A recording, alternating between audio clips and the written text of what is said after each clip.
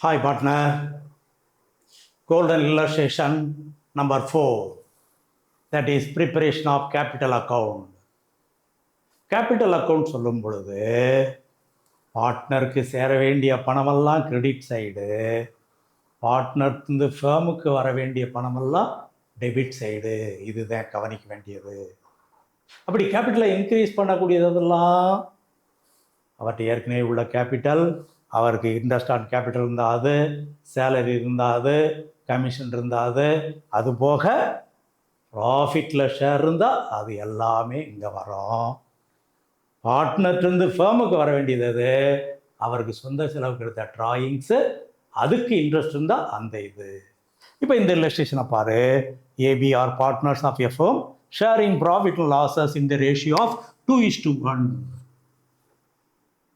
தேர் capitals 90,000, 60,000. அப்போ முதல்ல கேபிட்டலை எழுதிடுறோம்.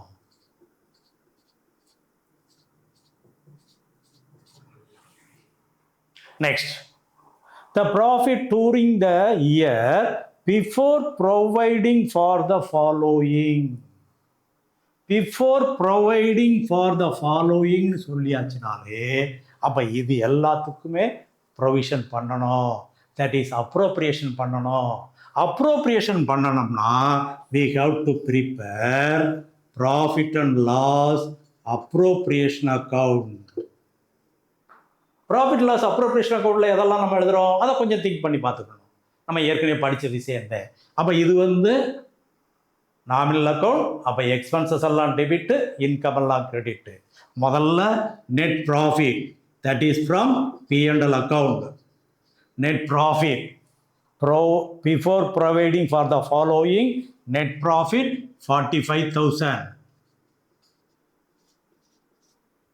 அடுத்து எதெல்லாம் வரும்? இன்கம் சைடில் ஃபேமுக்கு வர வேண்டிய பணம் இன்ட்ரெஸ்ட் ஆன் ட்ராயிங்ஸ். ஃபேம்ல இருந்து பார்ட்னருக்கு கொடுக்க வேண்டிய பணம் இன்ட்ரெஸ்ட் ஆன் கேபிட்டல். சேலரி இருந்தால் சேலரி, கமிஷன் இருந்தால் கமிஷன். இப்போ இங்கே எதெல்லாம் இருக்கு பாரு. சேலரி இருக்கு, இன்ட்ரெஸ்ட் அலௌட் ஆன் கேபிட்டல் இருக்கு, ட்ராயிங்ஸ் இருக்கு, இன்ட்ரெஸ்ட் ஆன் ட்ராயிங்ஸ் இருக்கு. அப்போ இது எல்லாமே before providing for the following. அப்போ இதில் எதெல்லாம் வர்றது? இன்ட்ரெஸ்ட் ஆன் ட்ராயிங்ஸ் அது அமௌண்ட்டே கொடுத்துட்டாங்க. For A 850, for B 650. அப்போ total 1,500 on credit side. Income to the fame.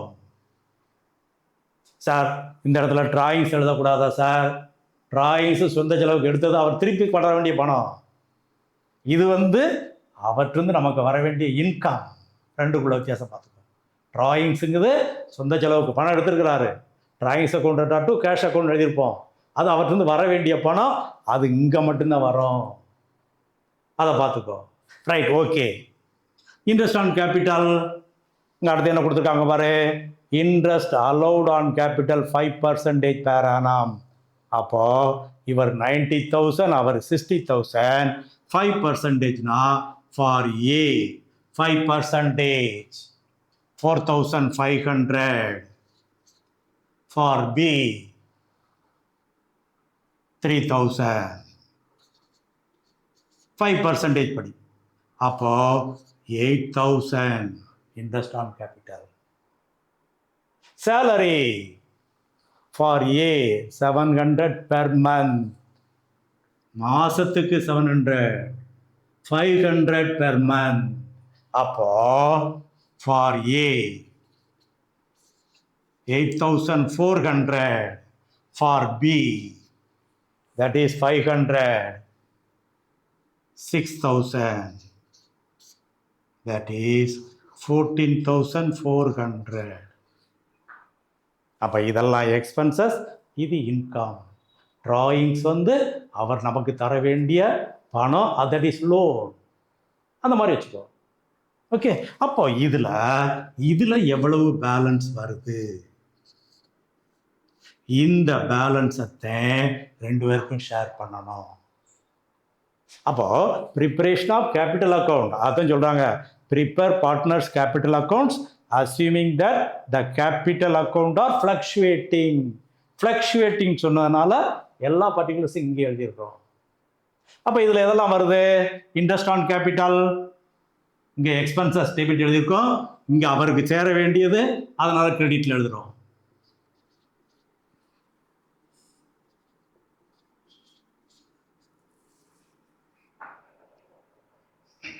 S, interest on capital ஆரஞ்சு 30, 3000 தானே, then 7500 only. Yes, 35, okay, right, 3000 only. Salary for A 8400, for B 6000. Profit, இது balance வரக்கூடியதை எந்த ரேஷியோவில் 2:1 ரேஷியோவில் பிரித்து இங்கே கொண்டு போயிட வேண்டியது. இங்கே வரும் பொழுது அவர்கிட்ட ஃபேமுக்கு வர வேண்டிய பணம் எதெல்லாம்? ட்ராயிங்ஸ் சொல்லிட்டாங்க தெளிவா, 8500, 6500. இன்ட்ரெஸ்ட் ஆன் ட்ராயிங்ஸ் அதுவும் அமௌண்ட் சொல்லிட்டாங்க, 850, 650. இப்போ இது எல்லாத்தையும் எழுதி பேலன்ஸ் பண்ணிட வேண்டியது. இப்போ இந்த இடத்துல இது எவ்வளோ வருது? 46,500. 46,500ல இருந்து டெபிட் சைடு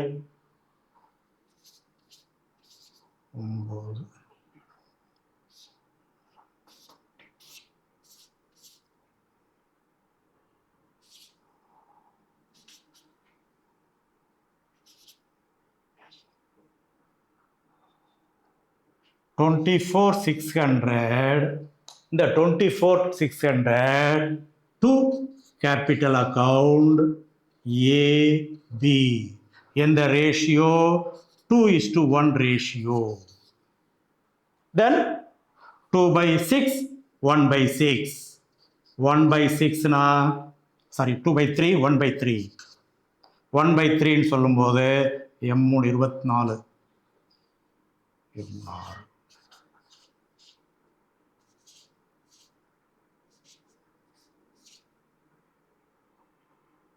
Yes. அப்போ total 24,600 profit distributed between the partners, that is 2:1 ratio, 16,400, 8,200. அப்போ 16,400, 8,200 for B. இப்போ இதை பேலன்ஸ் பண்ணிடு.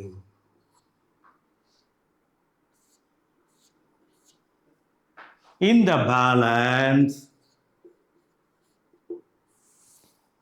90,000 விட சேஞ்ச் ஆகிருக்கும். That is fluctuating capital. Fluctuating capital மெத்தடில் தான் அதை கொண்டு வர சொல்கிறாங்க. இப்போ இதை டோட்டல் பண்ணி பார்ப்போம். அப்போது ப்ராஃபிட் 24,600 2:1 ரேஷியோவில் பிரிச்சிருக்கிறோம். அதை கேபிட்டல் அக்கௌண்ட்டில் கிரெடிட்டில் கொண்டு வந்துருக்கோம். இது அவங்களுக்கு சேர வேண்டிய பணம். இதே இது லாஸ் வந்தால் டெபிட்டில் கொண்டு வந்துடுவோம். இப்போ ப்ராஃபிட்டுக்காக கொண்டு வந்துடுவோம்.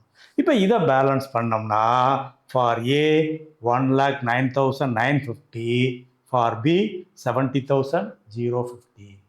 இதுதான் preparation of capital account 5 fluctuating method. சரி சார், இதே இது ஃபிக்ஸ்டு கேபிட்டல் மெத்தடில் ப்ரிப்பேர் பண்ணலாமா? பண்ணலாமே, பிரச்சனை இல்லையே. Yes, come to the next video.